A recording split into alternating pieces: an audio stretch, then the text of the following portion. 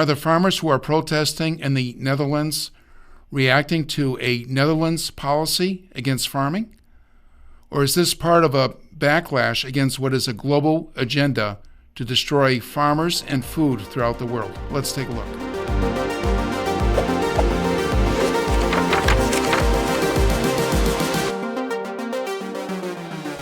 This is another episode of Beyond the Cover with your host, Gary Benoit. And today we're delighted to have with us William F. Jasper, a senior editor for the New American Magazine. Welcome to the program, Bill. Thank you, Gary. Always a pleasure. Thank you. Now, of course, normally when we do one of these programs, we discuss an article that has already been published. In this case, we're not doing that. We will be discussing an article that you've really just started working on and researching. And of course, the reason we're doing that is because of the huge importance of this subject. It's hard to imagine, Bill, anything more important than farming and food. And yet there is a global conspiracy, we believe, and that your research is pointing to show an organized international effort to destroy agriculture throughout the world.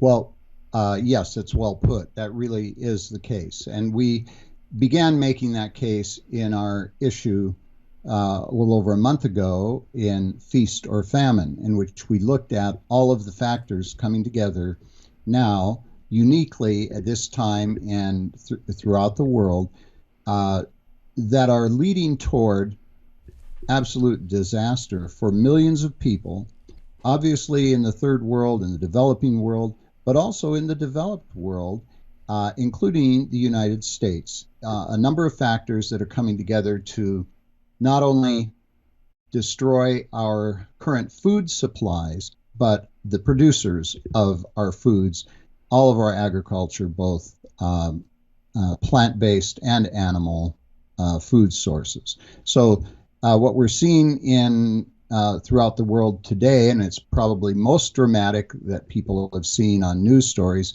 is what's happening in Holland, in the Netherlands, and where they've seen these massive tractor protests where farmers have brought their tractors to various cities throughout the Netherlands and have stopped traffic, stopped supermarkets, stopped the government, and this has been going on for over a month. And we can dive into that and get behind what's really causing that. Right. Well, let's take a look at the Netherlands for at least a couple of minutes, but then I'd like to talk about the United States as well. But if you listen to official sources, if you listen to what the government is saying, for example, or if you listen to what the media, the major media are saying, you would think that what is happening in the Netherlands has something to do with climate change, has something to do with pollution, and in fact, the media refers specifically to dangerous pollutants such as nitrogen oxide, and that what authorities are trying to do there is to protect the planet, to protect the Netherlands, but the planet in general, from these terrible pollutants. Why wouldn't farmers cooperate with that? Well, that is an excellent question based upon the news coverage of it.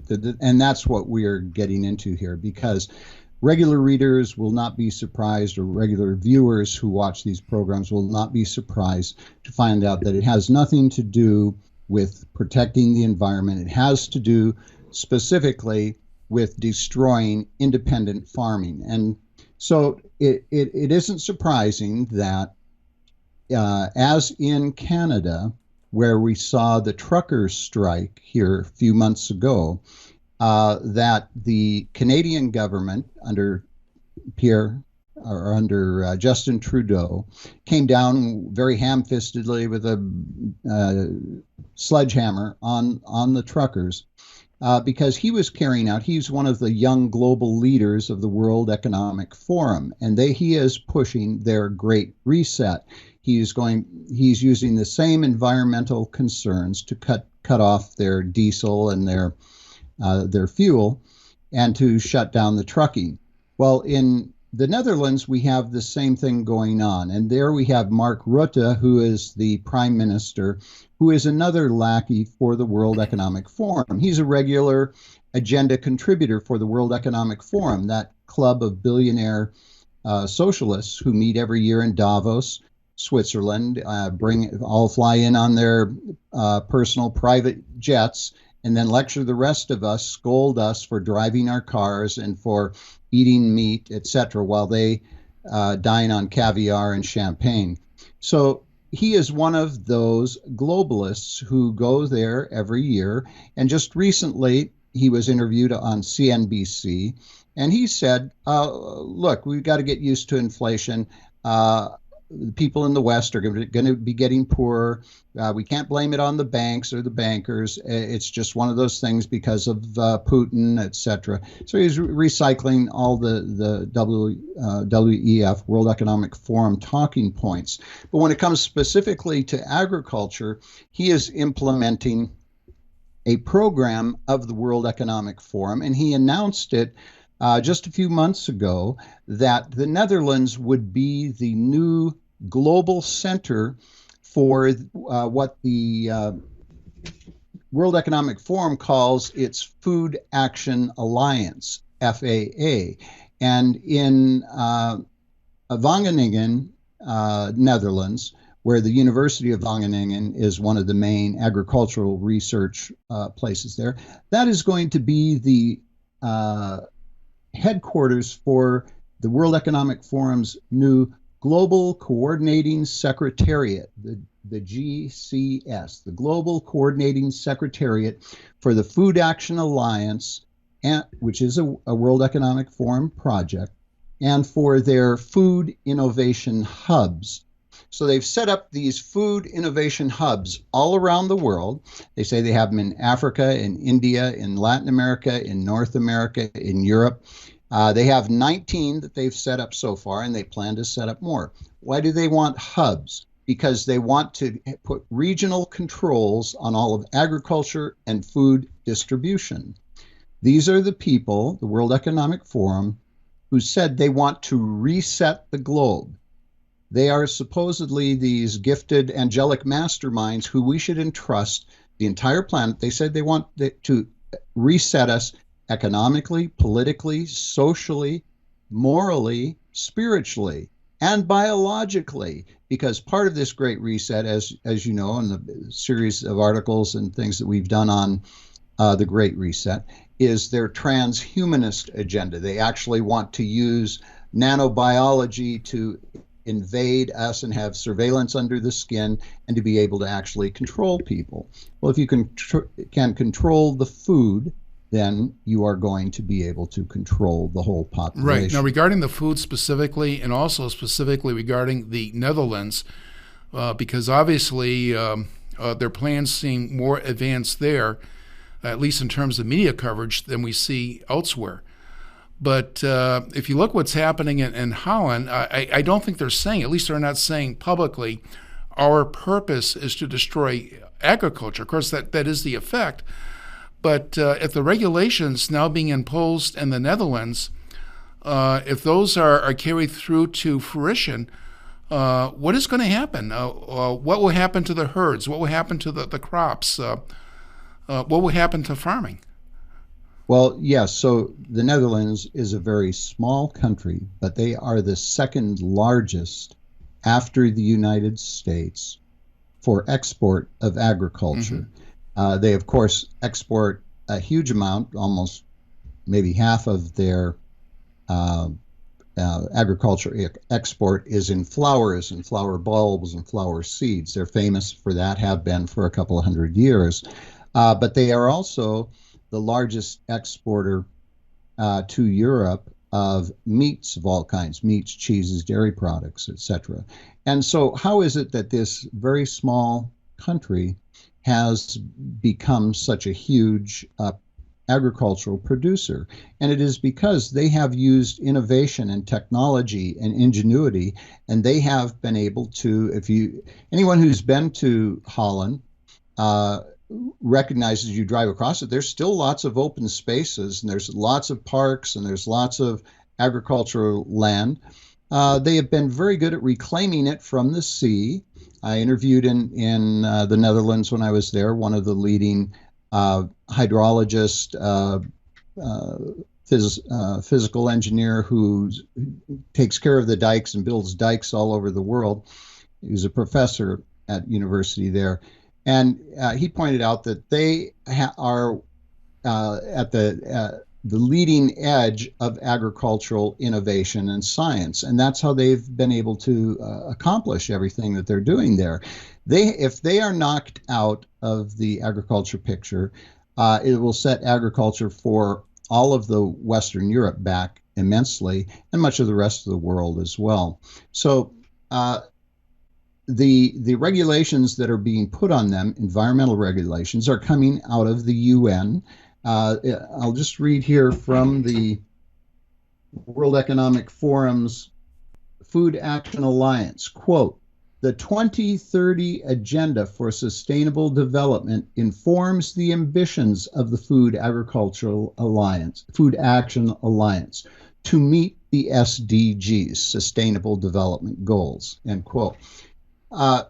So the Sustainable Development Goals and Agenda 2030, as many of our readers will know, came out of the 1992 Rio Earth Summit of the United Nations. It was originally called Agenda 21, and it was updated to be called Agenda 2030. And it is a totalitarian program for regulating everything on the planet, all human activity, and all of our entire biosphere and atmosphere. And so if you control all of that, you have more power than any dictator, any totalitarian megalomaniac in history. And that is what they're after. And we've exposed that repeatedly in the New American Magazine.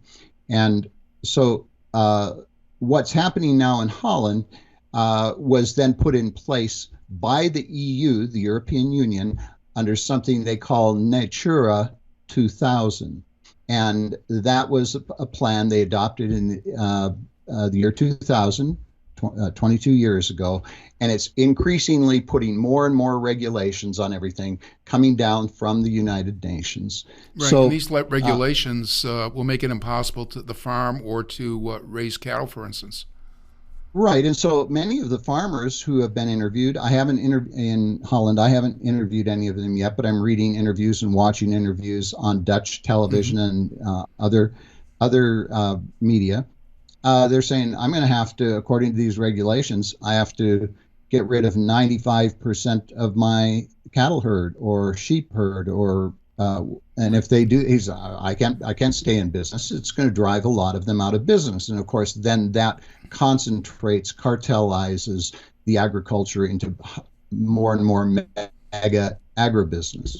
Well, I think any school child would know that if you were to get rid of, let's say, 95% of the livestock, you're getting rid of 95% of the food supply from that livestock. Absolutely. And so what are people going to eat? I mean, what... At a time when food prices are skyrocketing and food availability is getting more and more scarce, one has to be utterly foolish or utterly evil to now push for more and more food restrictions. And of course, many of the farmers have pointed out this fits right in with the World Economic Forum and what Bill Gates, the World Economic Forum is many of the world's richest people, like right. Bill Gates of Microsoft, of George Soros, BlackRock's CEO Larry Flink, etc. All of these guys flock to Davos. Then they go out and put out these draconian Chinese Communist Party style programs. And it's not an exaggeration to point to their affinity for the Beijing regime, for the Chinese Communist Party. The CCP leaders regularly come to Davos. They have held Davos programs in communist China. And many of these big CEOs, the big bank and corporate CEOs, big pharma, etc., are joined at the hip with the Chinese Communist Party. They've invested billions of dollars there and brought billions of dollars of Chinese Communist Party money here. And so they are all on board with moving us more and more into a Chinese communist style system, a regime. And in fact, George Soros said several years ago that China is going to own the New World Order, and that was a good thing. And he and Warren Buffett and others like that have invested heavily in China. Right.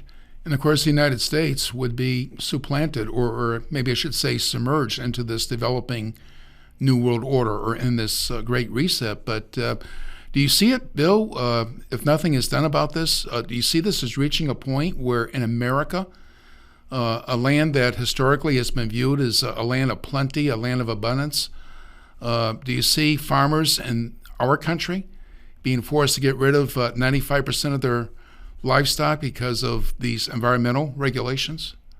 Absolutely. We've been writing about this for years, the war on the West, particularly in the western states, but the war on farmers and ranchers.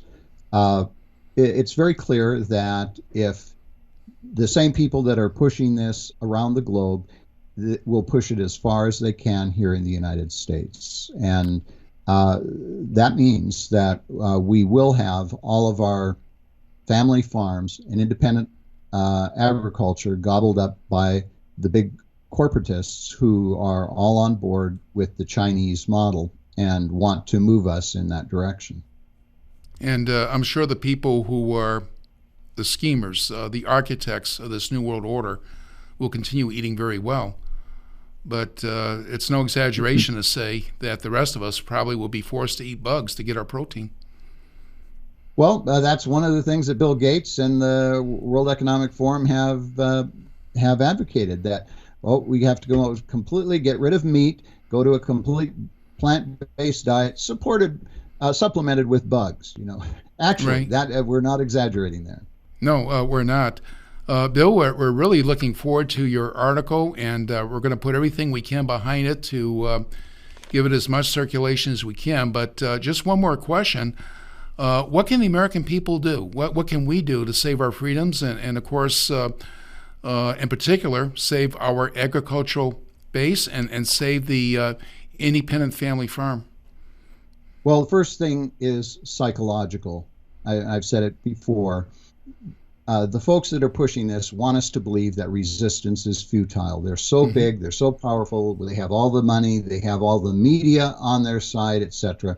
It doesn't do any good to contact your legislators, contact your local officials, contact your state and federal officials. That isn't true. That's not true at all. And in fact, we see over and over and over again, they get this big momentum going. They think they have some big program that's going to take away our freedoms. And enough people wake up and create enough of an uproar, get a hold of their congressman. When if they get 100 calls or 100 letters, 100 emails on a particular subject, members of Congress want to get pretty rattled. If they get several thousand, they back off. We've seen this over and over again. They are to some degree poll driven, and when we let them know that we aren't going to stand for this, they back off. The second thing, we're in an election cycle now, so we have in a few months. Here, just a couple of months, we're going to be voting on perhaps one of the most important congressional elections and many state elections in our history. If you're not registered to vote, you better get out and do that, but then you better be informed. And so you need to read the New American, go on our website, our Freedom Index, on how your congressman votes. Go to the John Birch Society website, which is now even has voting records on your state legislators. And so that's those are things that can be done, that we should be doing. And as I mentioned in our Feast and Famine interview that we did earlier, everyone also has a responsibility to provide for their own families. And so people should have a reasonable storage of food and even water and all the necessities on hand, so that we are not dependent on the state. We shouldn't have the nanny state mentality that the government is going to take care of us. We know that doesn't happen when we have natural disasters, when there's hurricanes, tornadoes. It's the private sector, all of the charitable groups, and neighbors helping neighbors that pull people through this, and that's what we have to do. And so everyone should have a well-stocked pantry with all the emergency supplies, and the food and water things that they're going to need short term. It's very good advice. Thank you very much, Bill, and we look forward to your article, or maybe I even should say articles because there's so much to say. God bless. Thank you.